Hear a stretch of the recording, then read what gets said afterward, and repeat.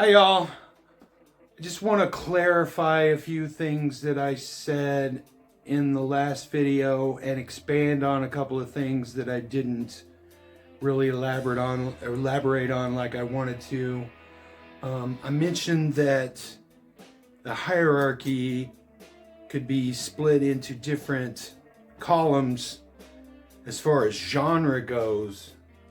But you could also categorize the hierarchies in another angle and just pure statistical analysis. You can go by an actor's net worth, but that would take a lot of work to go and look up every one of those actors' net worths, and they're so all over the board. That might not even be a definite definition of where an actor is, because a lot of actors expand into other ventures and get endorsement deals to get more money or open restaurants and do things like that. So the net worths could just be all over the map. Another qualification could be their quality of their skill. Obviously somebody like Brad Pitt is a huge movie star, but he's also a great actor. Whereas somebody like, say, The Rock is a great movie star. He may not be a bad actor, but he's not going to be in any Shakespeare movies anytime soon. So trying to define the status of actors is kind of a fool's errand. I don't really know where I'm going with these videos anyway. They're kind of a bunch of nebulous ideas that are floating around in my head, and I'm just trying to figure out how to express the ideas. So if there's anything you want to add, just put it in the comments below, and we'll have a conversation about it. I'll make some more videos. Hopefully, as a body of work, all these videos will come together and solidify my ideas about what I'm trying to say. Some actors that, like I mentioned, Dennis Quaid and Kurt Russell and John Travolta and people like that, are not the best actors. I actually consider them like sort of, they're not bad, but they're not great. But they've been around for 40 years, 50 years, some of them 40, 45 years. And so they've got a certain amount of status just from being around. You also have somebody like Jennifer Lawrence that I mentioned, and she kind of rose through the ranks despite her age group by, like I said, being in action movies and superhero movies and getting her Oscars real young, and she just played it 100% by the book. You also got people like Lucille Ball, who as an actor in movies, she did a bunch of movies and nobody cared. Nobody cared about her as a movie actor. But when she moved to television, she became the queen. She was the queen of television. So sometimes it's just a matter of finding your lane. And I think a couple of other people that did that were Charlie Sheen and Jennifer Aniston. They both were in movies, and almost nothing that either one of those people did were top-notch movies, except maybe Charlie Sheen in Platoon. But when they were on television, they were both respectfully the highest paid actors on TV. So you just never know.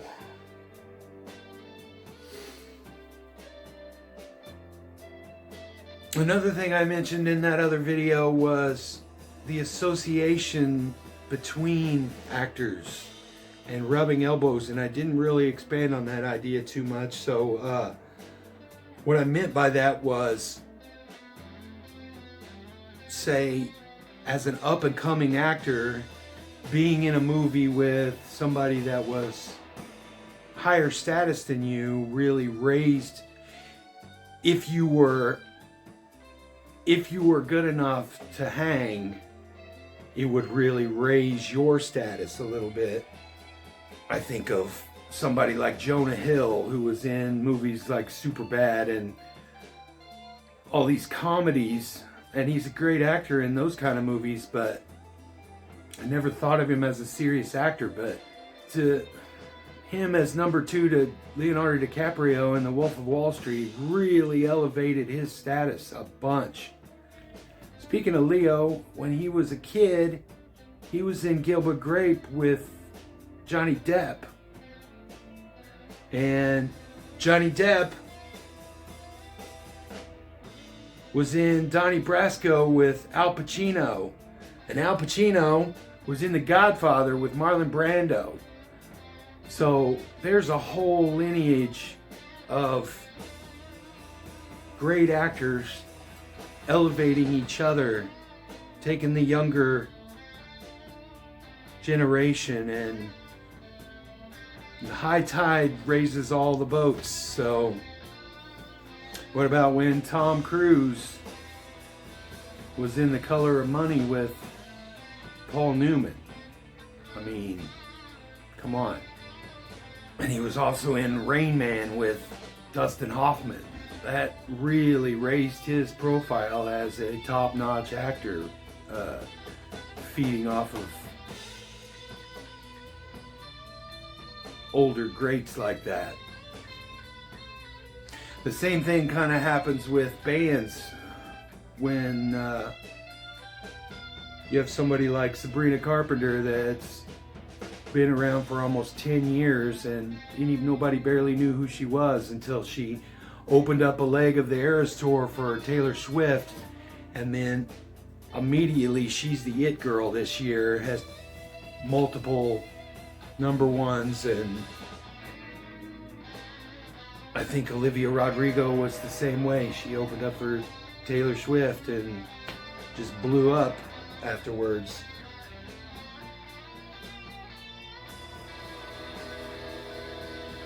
In the 90s, you had David Bowie and Nine Inch Nails kind of having a symbiotic relationship of the elder statesman really respecting what a newer creative is doing, and obviously the younger creative person looks up to the genius that somebody like David Bowie was. Prince was always bringing everybody up around him.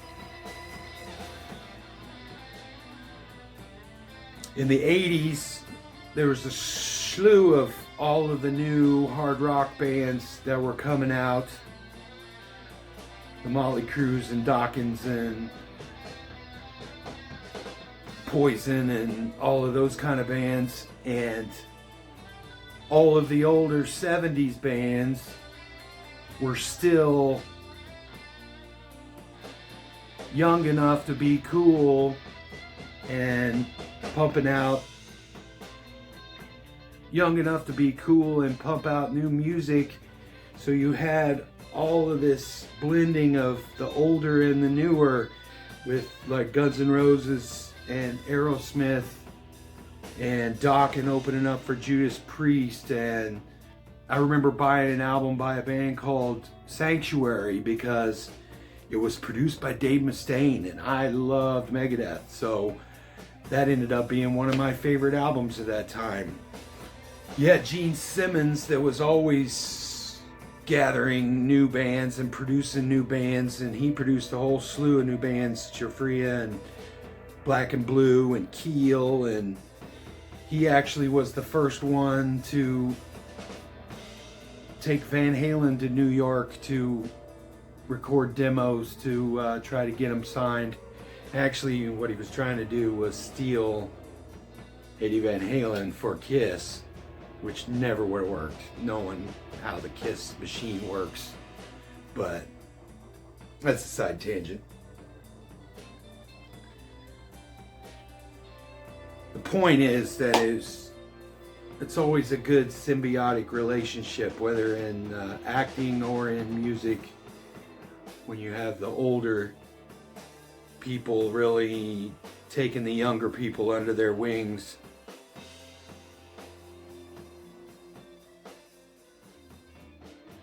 Another thing I didn't really talk about in the other video, as far as the hierarchy of fame, is the Nepo baby situation.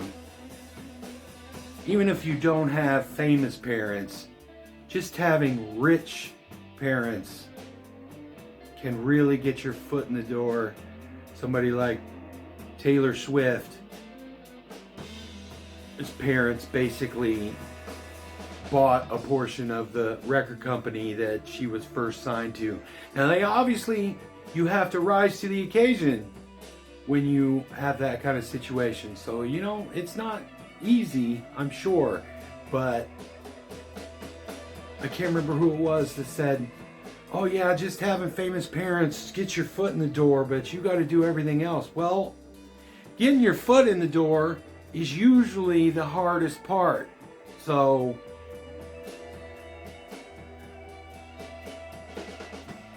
Billie Eilish likes to play into the narrative that, they recorded their album in their bedroom and they're just normal people that just worked hard and made it. But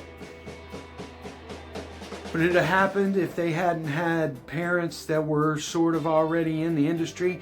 I know they're not superstars, but both their parents were on TV shows and were working actors and were able to homeschool them. And so it led into a whole cycle of rising them up, like just above where most of us normal people are coming from. Like I said, that foot in the door.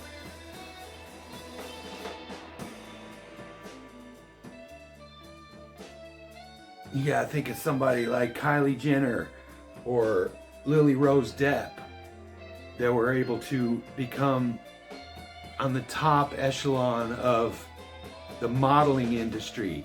Well, Lily Rose Depp is 5'3". Do you think she would even have gotten a chance to be a model if her dad wasn't Johnny Depp, if her mom wasn't Vanessa Paradis, who was a top model for years and years and years? It's just frustrating. You got somebody like Dakota Johnson, whose parents are Don Johnson and Melanie Griffith. They're both of dubious skill as far as acting goes. And Dakota Johnson is the most wooden, boring actress I think I've seen in forever. And look at her, she's in humongous movies. And it's 100% because of who your parents are. I will never cease to not believe that.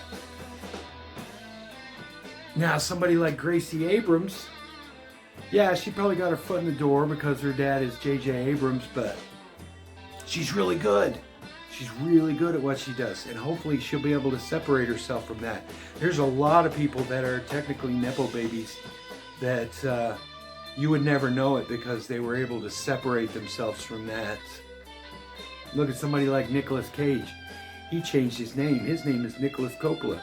He didn't even want anybody to even know that he was related to Francis Ford Coppola because he didn't want that. But everybody knows everything in the industry, and there's no way when he would go to auditions that they didn't know that that was Francis Ford Coppola's nephew. I'm just saying. On the opposite side of the coin, I think of somebody like Jacob Dylan, who came out and said, "Oh, I don't want to be associated with my dad." Well, you know what? Bob Dylan is not even his real name. His name is Robert Zimmerman. So if you didn't want to be associated with your dad, why did you take the name Jakob Dylan? Come on now. Anyway, that's a whole other tangent. I got two other points that are unrelated to anything, but they're on my mind and they kind of fit this situation. Think of somebody like Jack Black. It's so strange. He is so the antithesis of the leading man. How did he become such a top leading man? He is the guy that would always be the sidekick or the comic relief. He's the Jonah Hill of how did he become a leading man? That one really freaks me out.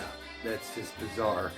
And I know he did it in comedies. That's how people like Adam Sandler and Jim Carrey and people like that crossed over into mainstream leading man status. But Jack Black is just an anomaly. I don't get it. Speaking of anomalies, what about somebody like Aubrey Plaza? She plays weirdos. She played a weirdo on Parks and Rec. She's a complete weirdo in every interview she does. I don't understand how anybody thinks those interviews went well. And she was in a couple of movies here and there, but I don't think anything real significant. But she really raised